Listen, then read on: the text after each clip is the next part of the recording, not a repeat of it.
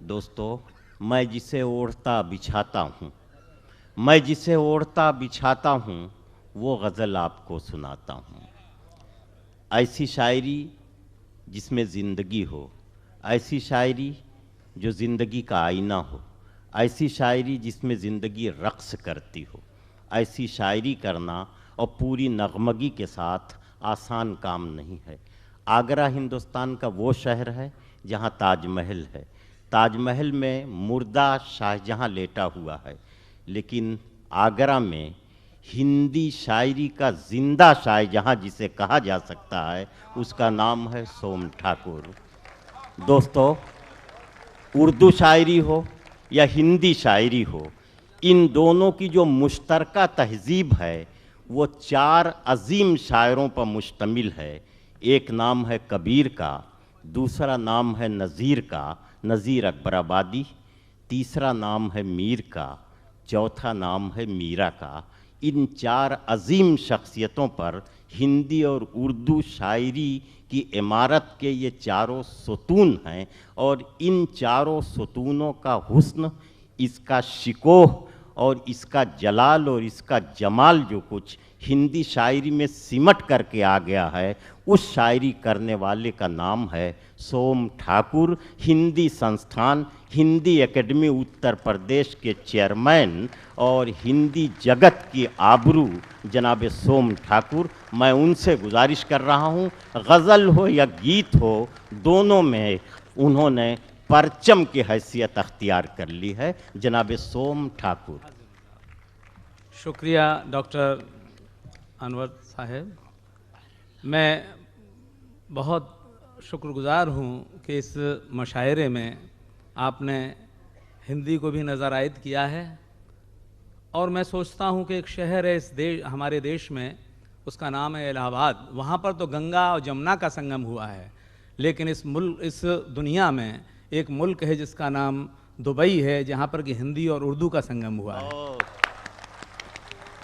अभी डॉक्टर मलिकज़ादा मंसूर साहब ने बहुत अच्छी बात कही कि हम लोग तलाश कर रहे हैं उस इंसानियत की जो कि शायरी से मिलती है। दोस्तों, मैं कभी कभी एक दुस्वप्न आता है मुझे, एक बुरा सपना, कि अगर ये एटॉमिक वेपन्स अगर किसी दिन काम आ गए तो फिर क्या होगा। और दुर्भाग्य से या सौभाग्य से एक आदमी कोई बचा, उसके पास न ताज महल होगा, न एलोरा होगी, न अजंता होगी, न आईफल टावर होगा, कुछ नहीं होगा। अगर वो हिंदुस्तान का आदमी है, बहुत संभव है गालिब का कोई शेर हो, मीर का कोई शेर हो। अगर इंग्लैंड का है तो मिल्टन या कीट्स की या शेक्सपियर की कोई पंक्तियां हों। तो मित्रों, मैं आपको बहुत बधाई देना चाहता हूं कि आप उस फ़न की कदर कर रहे हैं जो कि आदमी की आखिरी सांस तक उसका साथ देगी। और मैं सोचता हूं, लेकिन ये बड़ा मुश्किल काम है, और यहाँ पर तो मैं देख रहा हूँ कि कहीं लोग बहके नहीं हैं, वरना अगर हमारी शायरी और कविता अगर बहक गई तो हमारी तहजीब बहक जाएगी, समझिए। और हमारे पास है क्या और इसके अलावा हिंदुस्तानियों के पास। मैं बहुत शुक्रगुजार हूँ। भाईजान ने मेरा जो परिचय दिया, मैं बहुत परेशान हो जाता हूँ, क्योंकि वो जब परिचय देते हैं तो डॉक्टर अनवर जलालपुरी नहीं बोलते हैं, मेरी दोस्ती बोला करती है। और जन्म से एक नाम मिलता है, उससे तो निर्वाह हो जाता है, लेकिन वक्त वक्त पर जो एडजेक्टिव्स मिलते हैं, इनके साथ में निर्वाह करना बड़ा मुश्किल है। मैं अभी एक और बात अर्ज करना चाहता हूँ कि हिंदी की उम्र ज़्यादा नहीं है। जिसको आज हम हिंदी कहते हैं, उसकी शुरुआत तो बहुत पहले अमीर खुसरो साहब ने कर दी थी, लेकिन जिस हिंदी को हम हिंदी आज कह रहे हैं, वो मुश्किल से 100 साल की उम्र है उसकी। और आपकी उर्दू की शायरी को तो बहुत मश्क का बड़ा वक्त मिला, सदियाँ मिली, हिंदी को नहीं मिली है। ये मैं आपके सामने जो कुछ पन्ने रख रहा हूँ, ये मेरे मशकिया पन्ने हैं, और इसके लिए आप कृपा पूर्वक इसे सुन लीजिएगा। एक 4 पंक्तियाँ हैं। डॉक्टर साहब आ गया, वसीम भाई। मैं निवेदन कर रहा हूँ, ये कवि की ज़मीन से, शायर की ज़मीन से कही हुई बात है कि वो बहुत सी रवायतों को तोड़ता है, नए नए रास्ते निकालता है, लेकिन बड़े डिसिप्लिन में रहता है। ये मेरा ज़ाती नहीं, हमारी पूरी जमात की बात है। अर्ज करता हूँ। कतरे से समंदर तक, कतरे से समंदर तक गुमनाम सिलसिला हूँ, قطرے سے سمندر تک گمنام سلسلہ ہوں، توڑے ہزار بندھن ہر قید میں رہا ہوں، قطرے سے سمندر تک گمنام سلسلہ ہوں، توڑے ہزار بندھن ہر قید میں رہا ہوں، قد ناپنے کو میرا بے چین آسماں ہے، قد ناپنے کو میرا بے چین آسماں ہے، چھوٹا ہوں زندگی سے پر موت سے بڑا ہوں، چھوٹا ہوں زندگی سے قطرے سے سمندر تک گمنام سلسلہ ہوں، توڑے ہزار بندھن ہر قید میں رہا ہوں، قد ناپنے کو میرا بے چین آسماں ہے، چھوٹا ہوں زندگی سے پر موت سے بڑا ہوں، چھوٹا ہوں زندگی سے۔ اور اگر گاندھی جی کا سپنا ساکار ہو گیا اور دنیا ایک کٹمب کی طرح، ایک کنبے کی طرح اگر سمجھی گئی، ورلڈ فیملی کا ان کا سپنا تھا، تو اس کے بعد میں کیا رہے گا؟ ہماری یہ ساری چیزیں تو ختم ہو جائیں گی، اکیلا پریم گایا جائے گا، پیار گایا جائے گا، محبت گائی جائے گی۔ تو یہ ایک میرا پیغام ہے محبت کا، اور یہ میں نے ہمارے ہندوستان میں ایک شیلی ہوتی ہے جسے لاونی خیال کہتے ہیں، اس شیلی میں نے ایک یہ گیت لکھا ہے جو آپ کی خدمت میں پیش کر رہا ہوں، سنیے گا۔ یہ پیالہ پریم کا پیالہ ہے، یہ پیالہ پریم کا پیالہ ہے، تو ناچ کے اور نچا کر پی۔ اس کا ذرا والیوم تھوڑا بڑھا دیجیے بھائی جان۔ یہ پیالہ پریم کا پیالہ ہے تو، یہ پیالہ پریم کا پیالہ ہے تو، ناچ کے اور نچا کر پی، کھل کھیل کے پی، جھک جھوم کے پی، مت غیر سے نظر بچا کر پی۔ یہ پیالہ پریم کا پیالہ ہے، یہ پیالہ پریم کا پیالہ ہے، یہ پیالہ پریم کا پیالہ ہے، تو ناچ کے اور نچا کر پی، کھل کھیل کے پی، جھک جھوم کے پی، مت غیر سے نظر بچا کر پی۔ یہ پیالہ پریم کا پیالہ ہے۔ کنٹینٹس کیا ہیں؟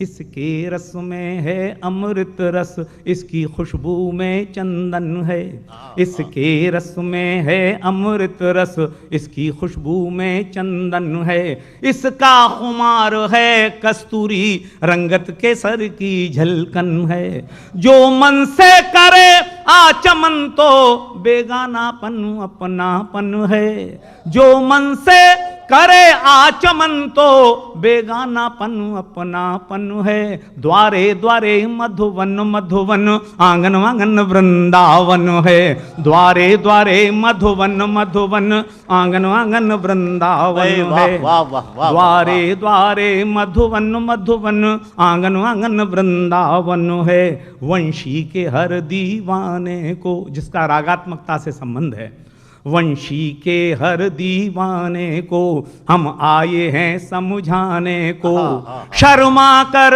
پیمتی سے کبھی، شرما کر پیمتی سے کبھی، تو گا کر راس رچا کر بھی، یہ پیالہ پریم کا پیالہ ہے، تو ناچ کے اور نچا کر پی، کھل کھیل کے پی، جھک جھوم کے پی، مت غیر سے نظر بچا کر پی، یہ پیالہ پریم کا پیالہ ہے۔ اور سب سے پہلے جب اس سے پہچان ہوتی ہے تو کیا ہوتا ہے؟ جو اس کا پہلا گھونٹ پیے، جو اس کا پہلا گھونٹ پیے، جھولے جھنکاروں کے جھولے، جو اس کا پہلا گھونٹ پیے، جھولے جھنکاروں کے جھولے، جاگے تو بولے ہی رامن، سپنے میں سرخ پھول پھولے، اس کی چھلکن کا کیا کہنا، چھولے تو سبھی سورگ چھولے، میٹے تو میٹے اونچ نیچ، بھولے تو بھید بھاو بھولے، میٹے تو میٹے اونچ نیچ، بھولے تو بھید بھاو بھولے، اس میں اس میں کیا انتر ہے، اس میں کیا انتر ہے، سب کا ادھکار برابر ہے، تو شان سے پی ابھیمان سے پی، تو شان سے پی ابھیمان سے پی، ہر ٹھاٹ کو اور جچا کر پی، یہ پیالہ پریم کا پیالہ ہے، تو ناچ کے اور نچا کر پی، کھل کھیل کے پی، جھک جھوم کے پی، مت غیر سے نظر بچا کر پی، یہ پیالہ پریم کا پیالہ ہے۔ اور ملتا کہاں ہے؟ کہا جاتا ہے کہ بڑا ہٹلر بہت زیادہ ظالم تھا، لیکن اس کے باوجود اس کے من میں بھی پریم پلتا تھا۔ نویدن کیا ہے، ہر دل ہے اس کی مدھوشالہ، ہر دل ہے اس کا مے خانہ، اس کی دوری کیا دوری ہے۔ اگلی پنکتی پر دھیان چاہوں گا آپ کا، ہر دل ہے اس کا مے خانہ، اس کی دوری کیا دوری ہے، بے مول ملے اس کی قیمت، دلور کی حکم حضوری ہے۔ ہر دل ہے اس کا مے خانہ، اس کی دوری کیا دوری ہے، بے مول ملے اس کی قیمت، دلور کی حکم حضوری ہے۔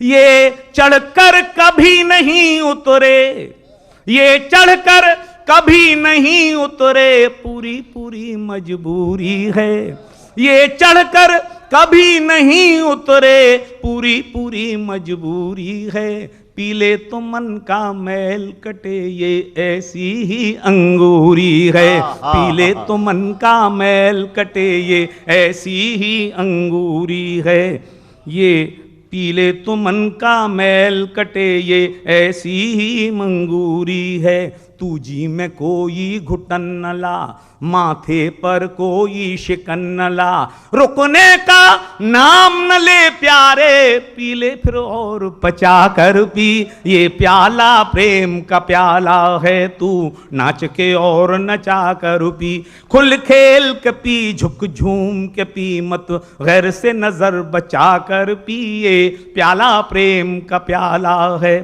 اور عرض کیا ہے، اگر ہم پریم دھرم کا پالن کر لیں تو سارے دھرموں کا پالن ہو جاتا ہے۔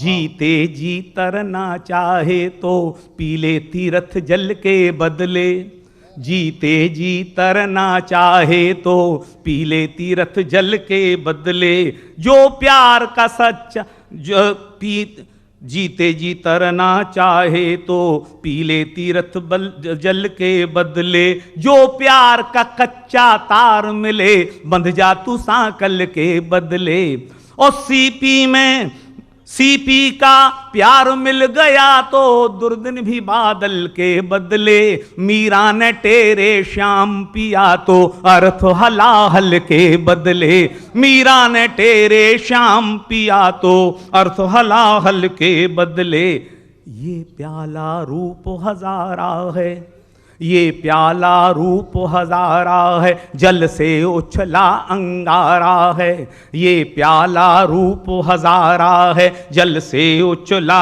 انگارہ ہے، تو اس کی تاپ ترنگوں میں، تو اس کی تاپ ترنگوں میں، من کو کچھ تچا لچا کر پی، یہ پیالہ پریم کا پیالہ ہے، تو ناچ کے اور نچا کر پی۔ اور اس کا آخری بند ہے، خاص طور سے نوجوان سنیں، دو طریقے ہیں اس ستیہ تک پہنچنے کے، ڈیٹیچمنٹ اور اٹیچمنٹ، ہندی میں اس کو نورتی اور پروتی کہا جاتا ہے، خاص طور سے آپ کا غور فرمائیں اس پر۔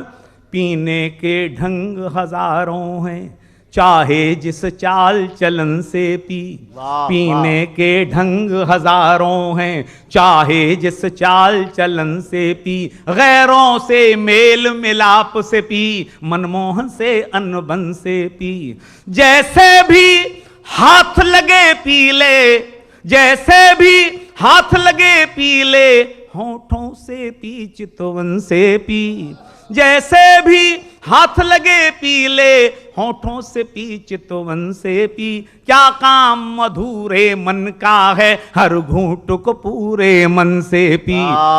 اور آخری دو پنکتیاں خاص پنکتیاں، گھٹ گھٹ میں اس کی پیاس جگی، گھٹ گھٹ میں اس کی پیاس جگی، گھونگھٹ میں اس کی آس جگی، گھٹ گھٹ میں اس کی پیاس جگی، گھونگھٹ میں اس کی آس جگی، مر گھٹ پر پی خاموشی سے، مر گھٹ پر پی خاموشی سے، پن گھٹ پر شور مچا کر پی، یہ پیالہ پریم کا پیالہ۔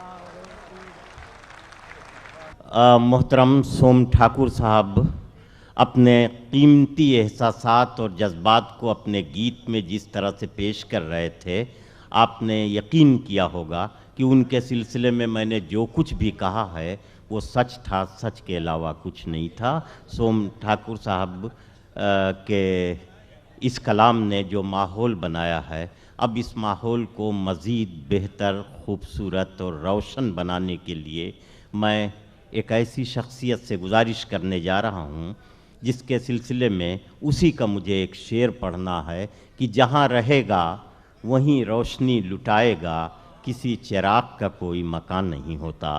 दोस्तों, शायर का एक शेर जहाँ जहाँ दुनिया में अंधेरा है वहाँ वहाँ जुगनू ही सही लेकिन रोशनी पैदा कर दिया करता है। हमारे बहुत से शोरा हैं जिनके बारे में ये कहा जाता है कि उनकी शायरी में मोहब्बत है, प्यार है। बहुत से शोरा हैं जिनके बारे में ये कहा जाता है कि उनकी शायरी में समाजी एहसासात हैं और अपने गिरद पेश के मसाइल की बहुत खूबसूरत तर्जुमानी है। बहुत से शोरा हैं जिनके बारे में ये कहा जाता है कि कौमी मसाइल को उन्होंने बड़े सलीक़े से अपनी शायरी में पेश किया है।